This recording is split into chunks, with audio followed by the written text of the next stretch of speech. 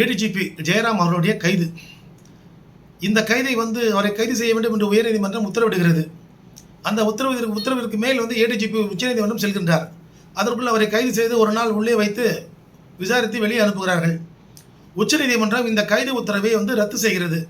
இப்போது நம் அனைவருக்கும் இருக்கக்கூடிய ஒரு சந்தேகம் உயர்நீதிமன்றம் கடமையிலிருந்து தவறிவிட்டதா அல்லது ஒரு தவறான ஒரு முடிவை எடுத்து விட்டதா என்ற கேள்வி எழும். அல்லது அந்த நீதிபதியின் மேல் நடவடிக்கை எடுக்க முடியுமா என்கிறதை போல் ஒரு கேள்வி வரும்போது, ஜட்ஜஸ் ப்ரொடெக்ஷன் ஆக்ட் என்பது நீதிபதியை காப்பாற்றும். அவர்களுக்கு அந்த ஒரு பாதுகாப்பு என்பது எப்பொழுதும் உண்டு.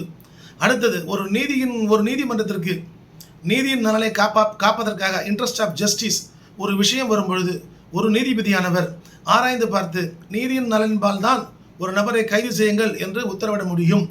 அவ்வாறு உத்தரவிடும் அதிகாரம் இல்லை என்றால் நீதி செத்துவிடும்.